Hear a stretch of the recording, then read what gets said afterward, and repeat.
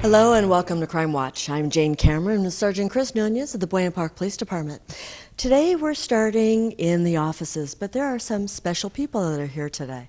Yeah, today is our annual luncheon for retirees, and every year we induct, if you will, all the employees who've retired during the previous year at this luncheon.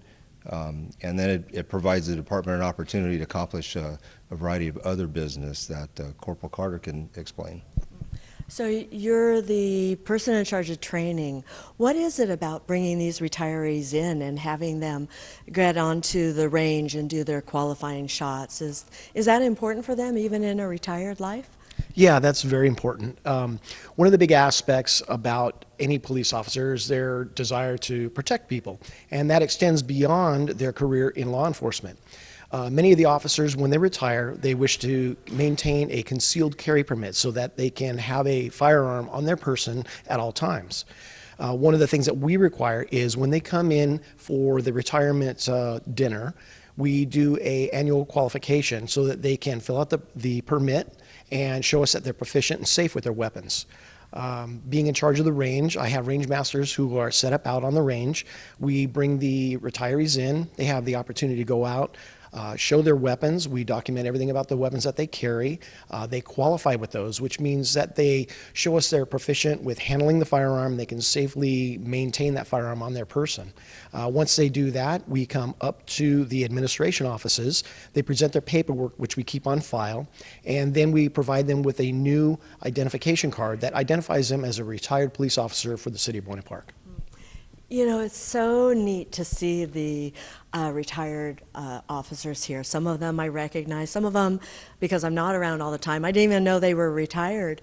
Besides the qualifying and all the paperwork that goes with it, it must be pretty neat to see these, I want to say old guys and gals come back and still pick up stuff that makes you a better police officer in your current job. Absolutely. As with any family, because truly we are a family, it's important for the newer officers to take advice from some of these more seasoned officers, some that have recently retired, some that have retired some time back. Like in your family, when you would get stories from your father or say your grandfather, grandmother, that wisdom that they carry through the years that they've endured, that's priceless. But it's nice to see them so relaxed.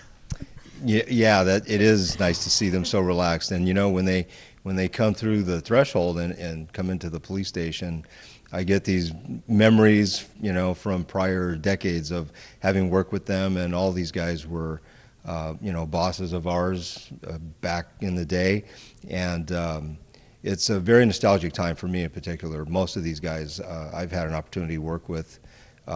Just it's interesting. Earlier, walking down the hall, I was walking with a couple of retirees, and we passed some current active duty officers who were much younger, and I'm not even sure if the retired guys knew the younger guys or vice versa, so they said good morning to me and happened to throw in a sir. So the two retirees that were old friends of mine kind of chuckled about that, and they mentioned, so now you're the sir?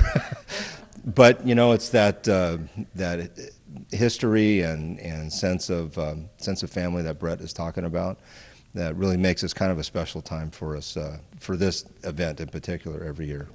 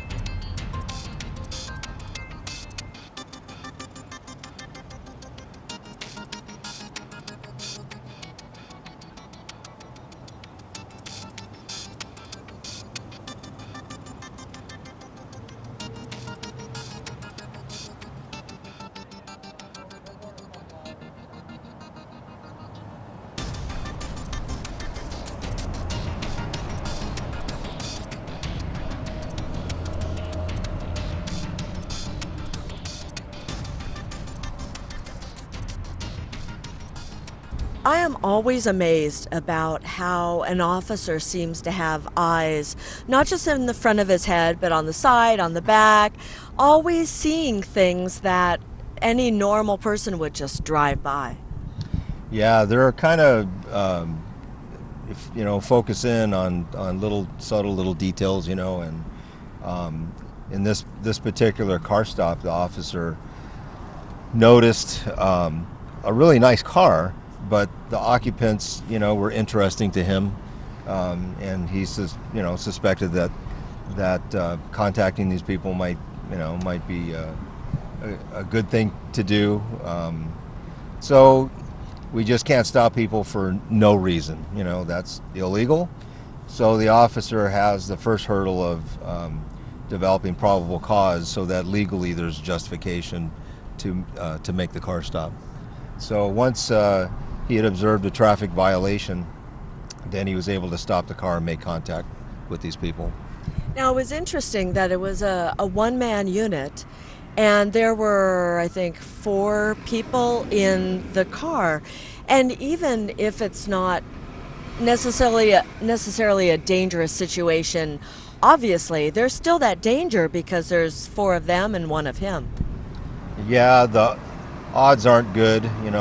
There were 4 males in that car, and So there are some things you can do from a tactical perspective to, to keep yourself safe during the interim before, you can get some help there, which is one of the reasons why we went there. At least I was one more person that could assist with the investigation, and then as you saw later in the stop, there were a couple more units that came over to help. So what did he find with the occupants of the vehicle? He was right, or at least his suspicions were correct, in that once he stopped and he started talking to people, he realized that he was getting, mixed information. So there were a couple of people in the vehicle that were lying about their identity. So he just dug further, and just through a process of interviewing, he was able to establish that they were in fact lying. So then the second hurdle would be to actually establish what their identity was. So it took a little while to do that, but eventually he was actually able to confirm some identity, and then ultimately he found some warrants on two of the guys in the truck. Now, what is more interesting, again, is the fact that one of the occupants was a juvenile. And it's interesting that warrants act a little bit different when the person is a juvenile. Yes, that's true. So one of the males was a juvenile. He was actually 17, and his violation that had ultimately gone to warrant, because it was a juvenile warrant, there is no bail for his case. So, which is standard in California for juvenile warrants. If you think about it, if a juvenile had the opportunity to bail out, which all adults do, even on very serious crimes, then he'd be out on his own recognizance, and that's kind of contradictory. Because he's a juvenile. Because he's a juvenile, right. So juvenile warrants are typically no bail, and therefore are to be taken into custody, and then they're lodged in Orange County Juvenile Hall, and then for the Orange County Juvenile Hall and the county of where this violation occurred would ultimately, get together, and transportation would be arranged, and he'd go back to the county of jurisdiction for the case. So good obs by the officer took some people who weren't being responsible about their legal matters, and they're going to be in jail. Exactly, and you never know what people are up to. He was able to make an arrest on 2 people, 2 out of the 4, and this was all predicated on the officer's experience and observation that the people in the car were interesting to him for a variety of reasons, and once he was actually able to make contact and start the interview process and interact with these guys, he discovered the warrants. So they made that a challenge because they were lying about their identity. So this was called good police work. This was excellent police work. Often these kinds of stops also trigger a seizure of contraband, whether it's stolen property, illegal drugs, you just never know. And in this case, that wasn't part of this case, but often we find guns, we find stolen property, we find drugs. You can just never tell what people are up to. So good work by this officer.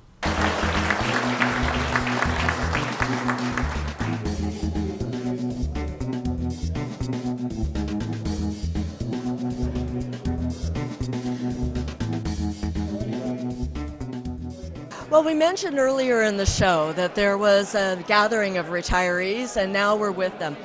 If you've watched the show for as long as I've been on it, which is close to 22 years, I started when I was 5, you'll know that I've gone through several different hosts as there's been promotions and transfers. And so I'm with some of my former hosts. We have Bob Cheney, Sergeant Nunez, of course, who is a repeat offender. We have Lloyd Schwengel and Rich Pena. And it truly is great to know that you're all doing so well during retirement. How does it feel to be back on show? I'm back on the show? Oh, no. Just this one time. Oh, okay. That's all right. That's okay. That's good. Rich, you know, it's always great to see you. You were always somebody who just made our show so much fun. I do miss you. I see the reruns. I go on my cable TV and I see it. And I miss it because it really helps our community type thing. But I miss you, and I miss Mark behind the scenes over here too. But yes, and I think this is great, and it's nice to see my brothers and sisters here. And then, Bob, you're from a long ways back. I think you were my second co-host. I think you're right. I think Terry Branham was before me. You didn't have a beard then, though. Well, no. I had to look good for the camera back then. So now you've realized this achievements that have been in the past that you have to build on as the current host. Right. This has really been a great legacy, for the show. Bob Cheney mentioned Terry Branham. Ken Couvert also was a host.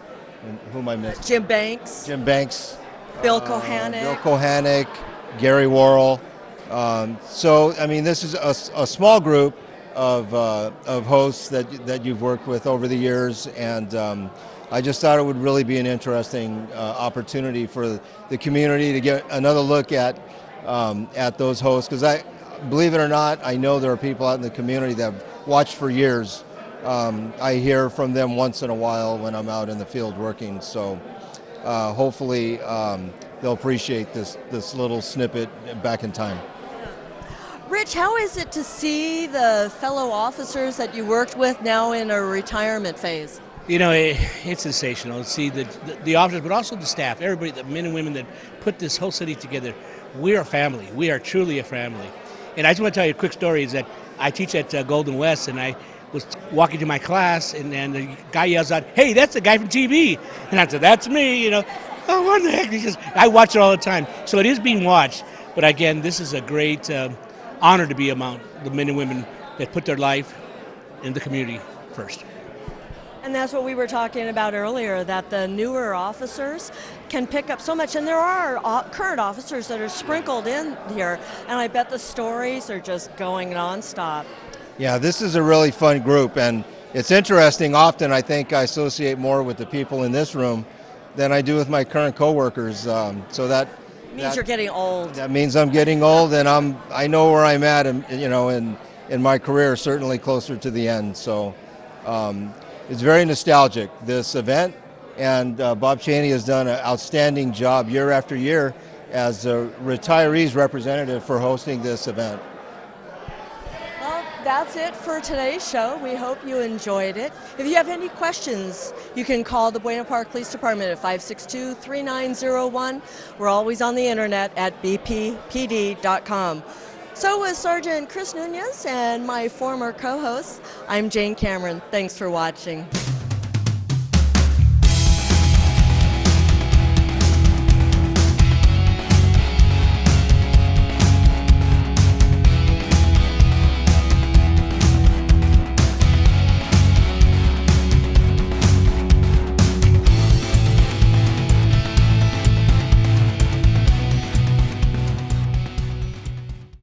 Be sure to like us on the official City of Buena Park Facebook page and follow us on Twitter.